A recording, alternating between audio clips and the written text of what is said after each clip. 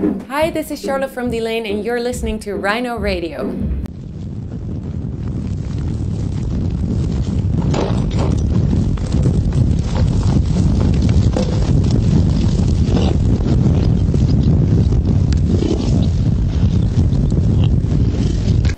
So today, I'm very excited. I think 3 times excited. Okay, First of all, I get to chat to Charlotte of Delain.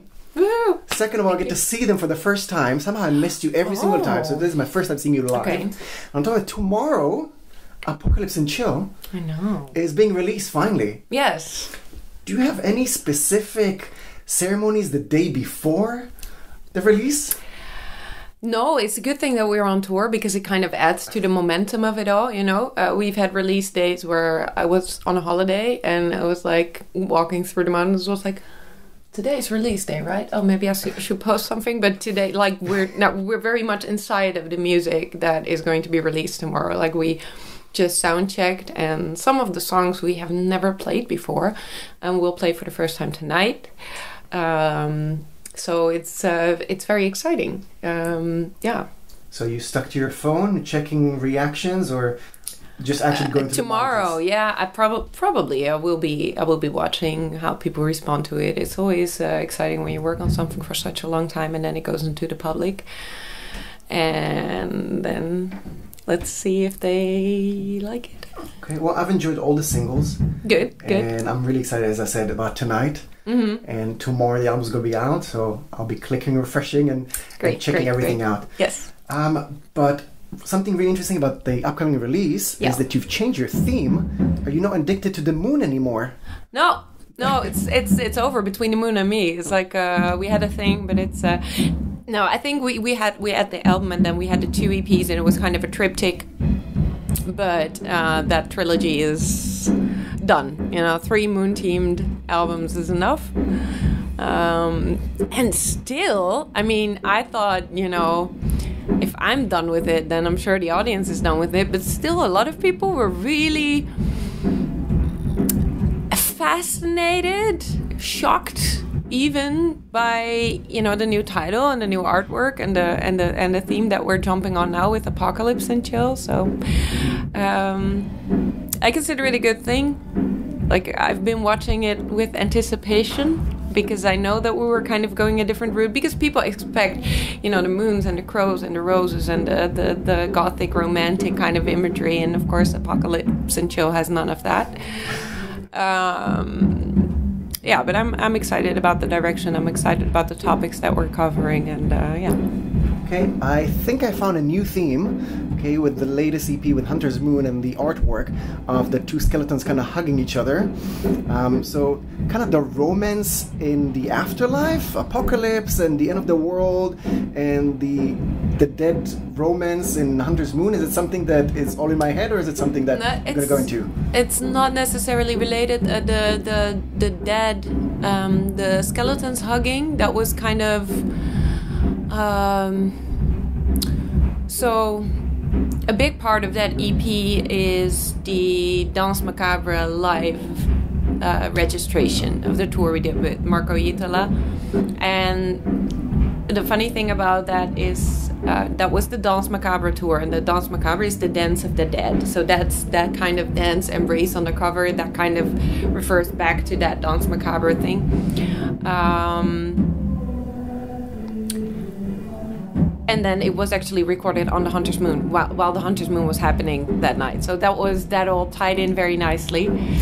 On Apocalypse and Chill, it's not necessarily there's no necrophilia involved. Okay. It's not about. But I do think that it is really like when disasters close, it is easier to hang on to the things that are really important. You know, you always see that when someone becomes sick, or when a disaster is, like, families will huddle together and people will want to spend time with each other. People all of a sudden want to put a lot of energy in doing something to prevent, you know, things from going sour. So I do think that there is a certain romance in in the idea and in the theme. What is sad is that we kind of need things to go wrong before we want to make that decision to look at, you know, the things that are really important and what we can do to preserve them, whether that's love or whether that's, you know, our earth, our home. So yeah, it's not a topic that's totally without romance. Even if it was just about the nostalgia, when everything is gone, you know, you look back and you realize how good everything was before. Is there silver lining to the album, or is it just a call to watch out, the world is burning, or something bad is coming? Oh no, not at all. Optimistic ending? I think, like I myself am very optimistic about the things that we can do.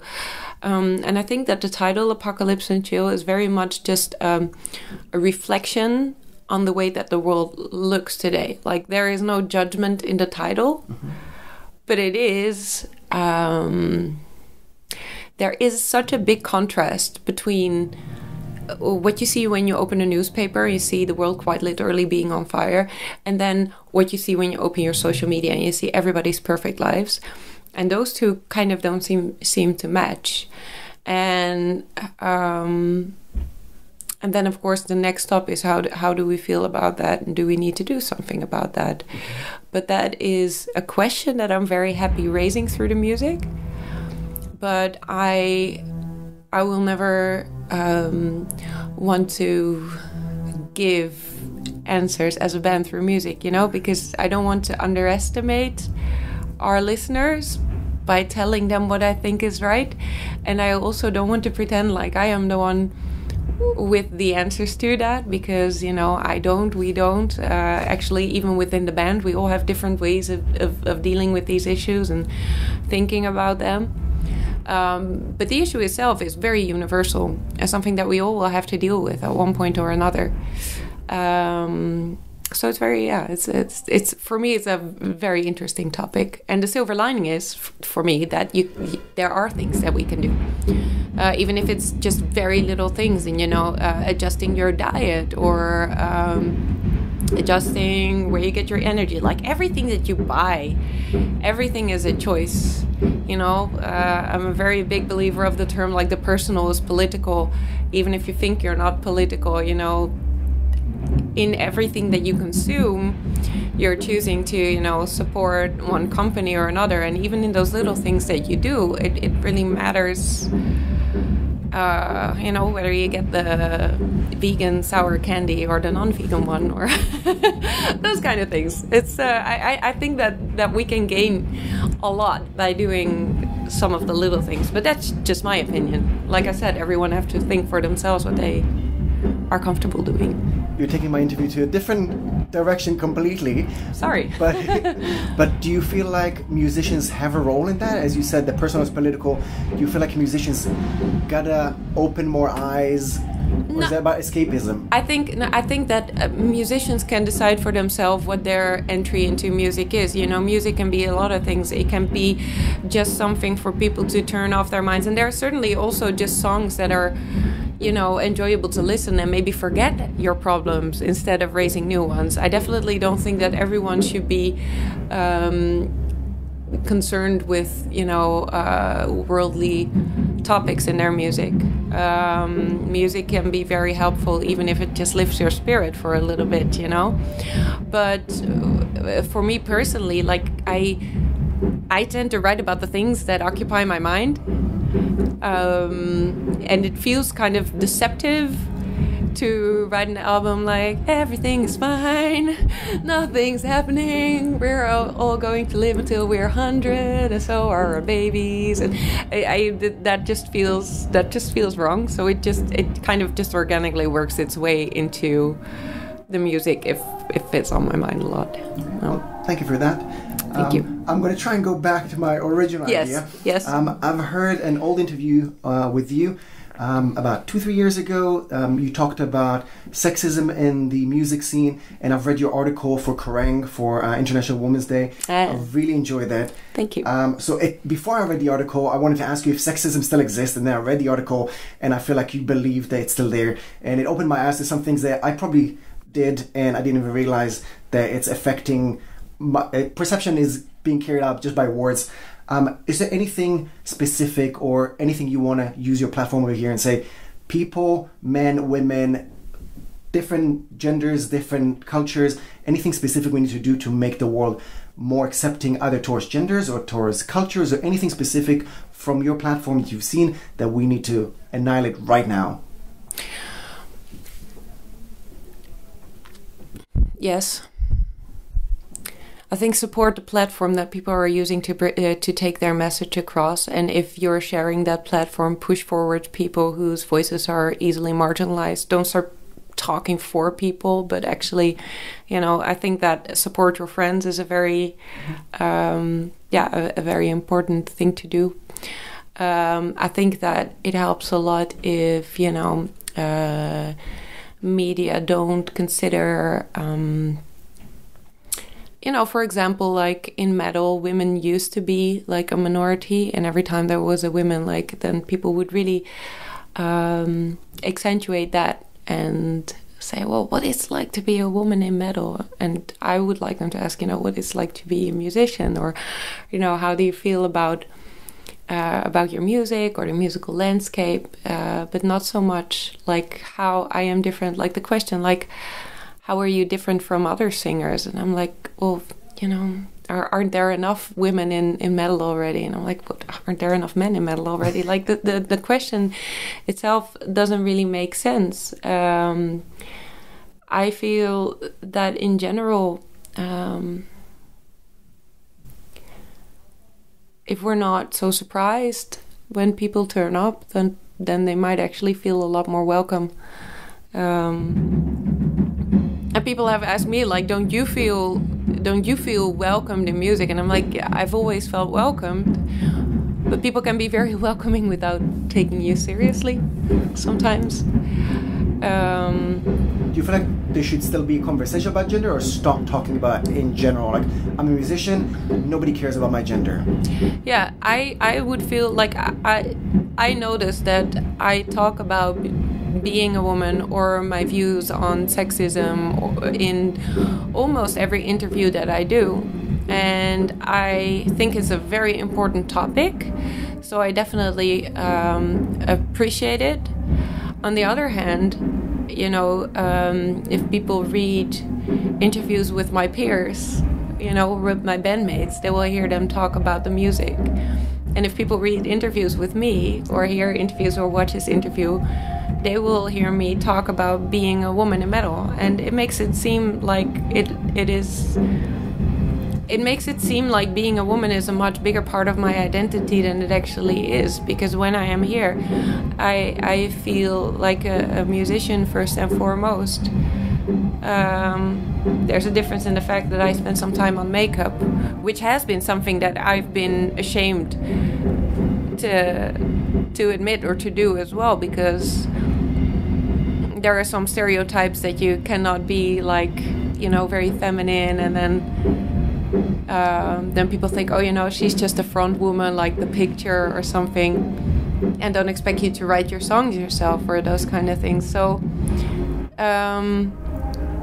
it is kind of problematic, because as much as I appreciate the question, the outcome is that, this is another interview where I'm talking about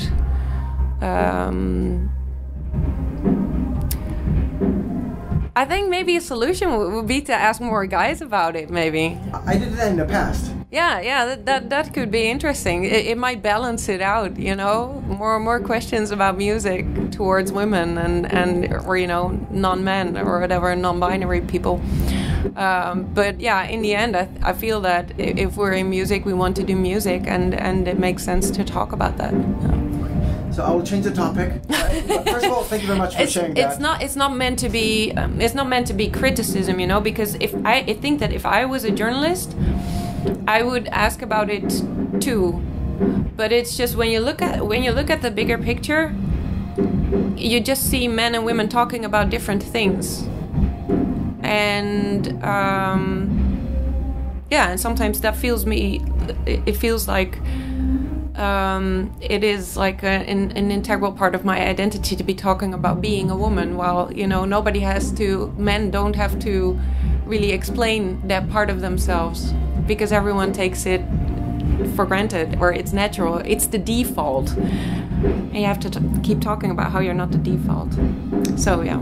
Well, again, thank you very much for opening and being honest, and hopefully it will change, including myself. I'm learning from this already. So accepting everyone as they are for all of their parts. Yeah, exactly. I will ask you about another part. I found a rumor online, and I want to hear your comment about that. Sure. Okay, so there's a rumor that the band is adopting officially Marco of Nightwish. Is he becoming the son of the band? Is that true? Oh, if we could, we definitely would. I mean, well, it's kind of sad, but on the new album that is going to be released tomorrow, he doesn't do a guest appearance, but he's been on almost all of our albums. And then we also did the Danse Macabre tour, and he actually joined us on the road for a while, and it was so much fun. So whoever thought of that rumor isn't too far from the truth. Yeah, if we could, we would. One day. Yeah, one day, hopefully. One day. Yeah. Okay. So we said that Apocalypse and Chill is being released tomorrow. Yes. You're on tour in the UK as we speak. Yes. What else do we need to know about the upcoming of the band? Well, it's a very diverse record. There is some very new elements in it. We worked with a real choir for the first time. There is some jumps toward different directions, such as we have a full instrumental track will be played tonight as well. It's called Combustion. We've got some very 80s, 90s dance influence, mainly at the beginning of the record, and then towards the end it becomes way more symphonic. I really hope that people will enjoy it, and we will be taking it on the road. Like we're in the UK now, we will be in Tivoli doing a release party in Utrecht on the 14th, on Valentine's Day. So people, if you don't have a date yet, come on over to the Netherlands, and then we're doing festivals, and we're looking at what we're going to do in fall at the moment, but we still have to plan that all out. So, should we expect a return to the UK this summer? Who knows? Okay. Who knows? I hope so. Yeah. Okay. Anything else you want to add to fans and listeners out there? Thanks a lot for taking the time to watch this interview. It's appreciated. Thanks for the support, and hope to see you soon on the road, maybe. Okay, Charlotte of Delain, thank you very much. Thank you.